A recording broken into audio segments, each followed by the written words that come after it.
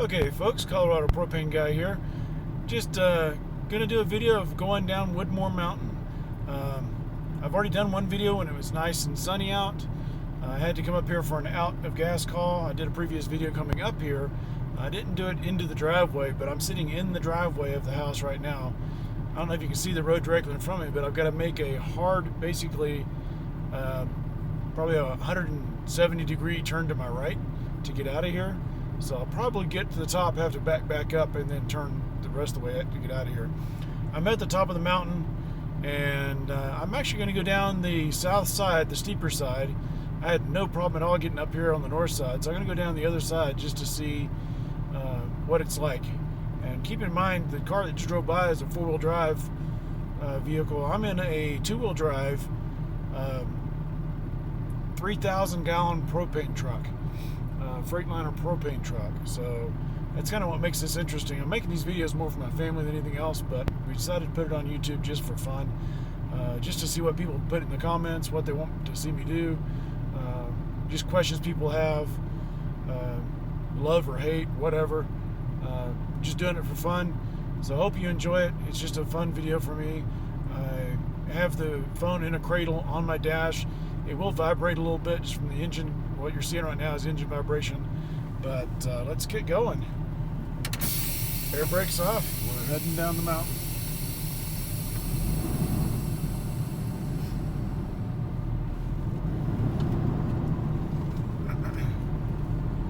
You get funny looks from people as they drive by because they don't expect to see a truck this size up here.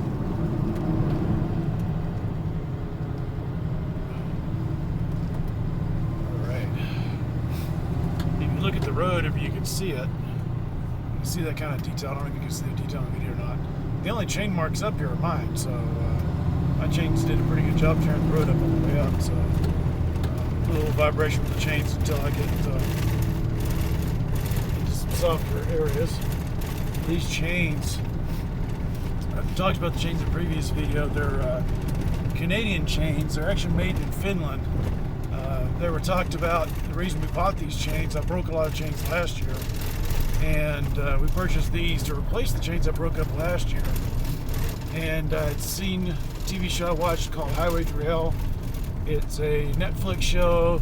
It's kind of getting old now, but it's about tow truck drivers on the Copahala something or another freeway, Copahala freeway in Canada. And the tow truck drivers mention these chains dozens of times through the show, basically saying if you're going to drive up on ice, these are what you need. So we're trying them, and they've been pretty good. I don't know if you can see or not. They almost look like a bulldozer track coming up the mountain where I came up previously. And this area I normally slide in, and I'm not sliding at all right now. So these chains are actually working pretty good. We got somebody walking down in front of us. Oh. Okay. The dog and the person moved out of the way, so we're good to go. He slipped and fell when he was trying to get out of the road, so I had to give him a thumbs up, make sure he's okay. Didn't need any help or anything. In a previous life, I was a EMT, emergency medical technician, so I used to drive in remote areas with the wife and the kid, and we came across some pretty bad accidents, and in the middle of nowhere, you're hours from first aid. So that kind of prompted me to get my EMT license, and so I always like to stop and ask people if they need help. I've done several things in past lives. I worked for the sheriff's department as military police, EMT, worked in an ambulance for a little while. Gave all that up because of the basically the climate of the United States, and decided to get into truck driving. So I've been doing this for a few years. I have tried to do off and on. Basically, to get a good job, you need a lot of over-the-road experience. It started out being 6 months. I got my 6 months done, tried to get a job, and then changed it to 2 years. And so I got my 2 years done. And then it changed it to 5 years. I think it's all insurance requirements, but they kept changing the requirement on how long you had to be over the road before you get a local driving job, or at least the experience. And mostly due to insurance. Well, I've found a small mom and pop propane company that hired me. Their insurance is what it is. It's a high insurance anyway because of the product we're hauling. You have to have a hazmat license, tanker endorsement, and a Class B license. I actually have a Class A license because I drove over the road for a while. And I drove a Class A truck, which is the big rigs, over the road for a while.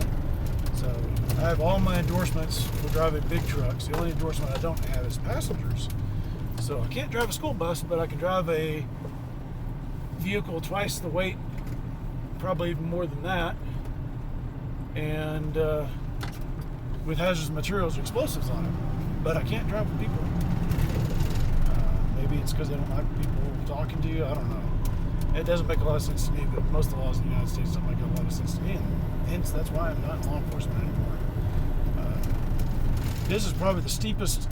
You can see kind of how it drops off to my right. This is the steepest hill on the switchbacks. Stop here and shoot the video over that way. That's where I'm going. And there's a house right over there that we'll go past its ramp in just a minute. But the main reason I stopped, I want to make sure nobody's coming up before I start going down, because between here and the turn down there, I'm probably not going to be able to stop. I'm actually getting really good traction, so it is possible I can stop, but I don't like to stop on this hill because you can slide, and if you start sliding then you're out of control. It really sucks. This is a turn I almost never make in the winter.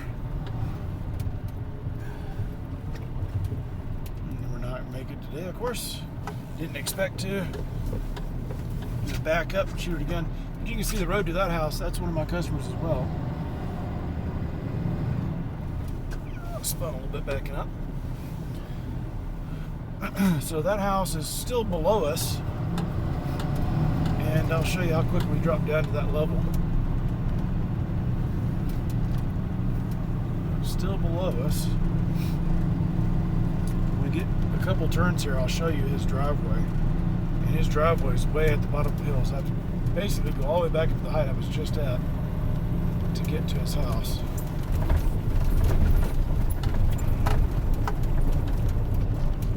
Rear end's coming around a little bit on me. That was fun. The nice thing is this mountain's been here, these roads have been here since the 70s at least, probably the 60s when they first came up here. So you'll notice most of the roads are tilted towards the mountain, which is very smart. If you start to slide, you go towards the mountain, not towards the cliff. So it doesn't scare me too bad, because if you start to slide, like if I overshot this, there's soft dirt directly in front of this turn, and I'd go off in that soft dirt and stop. The curves, this turn is actually pretty level. And then the roads, once you're on the roads, if I start to slide here, I'd slide towards the mountain. So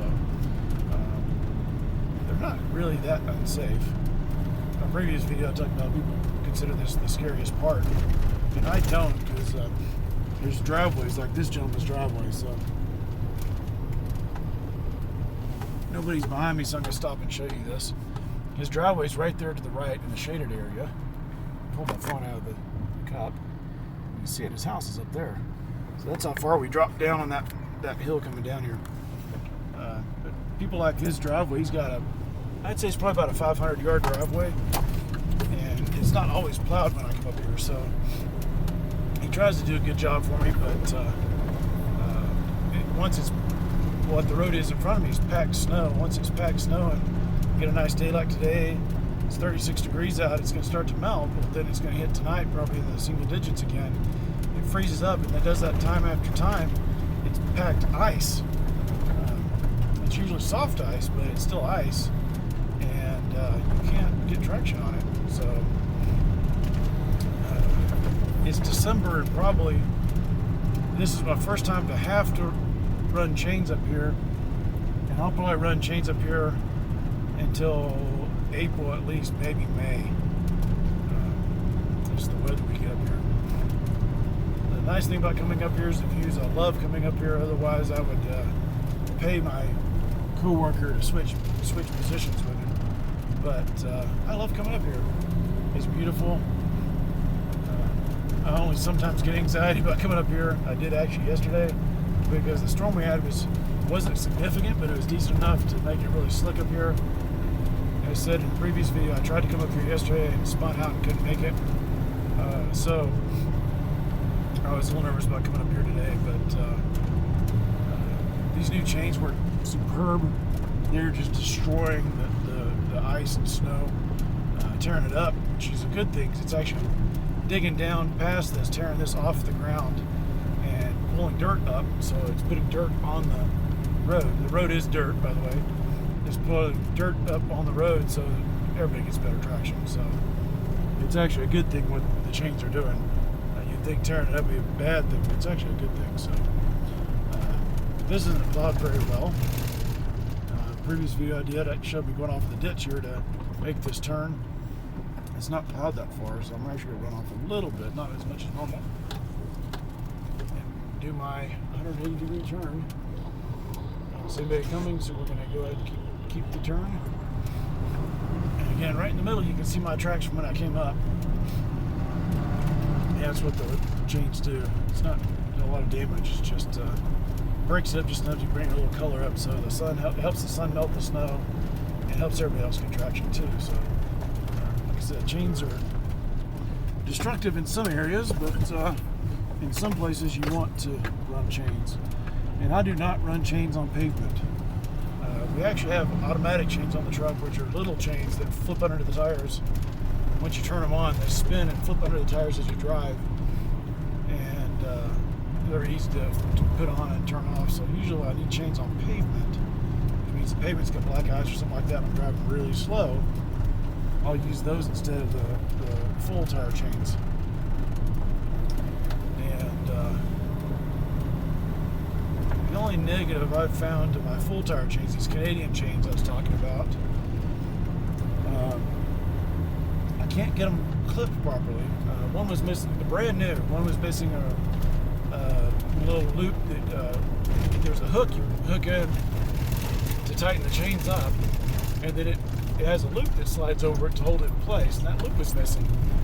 So I had to improvise. I don't know if my little key ring I put on there is still there, but I had a clip-on key ring or carabiner key ring I used to hold it in place. And on the other side, I wasn't even able to get it closed. The chains were too short.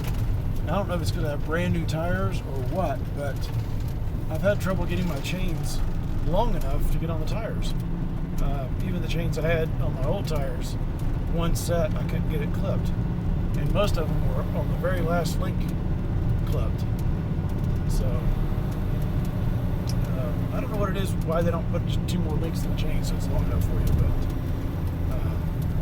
that's the only problem I found with these chains. They just seem like it's a link or two too short. And on these Canadian chains, I would say they're just 1 link too short, except for the one that's missing the retainer. And it's basically like they put a link separately further down the chain. This thing hooks back into, so it snaps closed and stays closed. So I don't know. They don't ask me. So I'm almost to the bottom. I'm going to stop the video when I get to the bottom and take the chains off.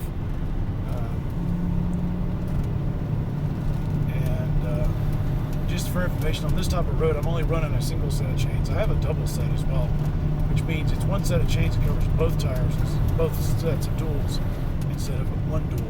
The ones I'm running right now just cover the outside duals, outside tire of the dual tires.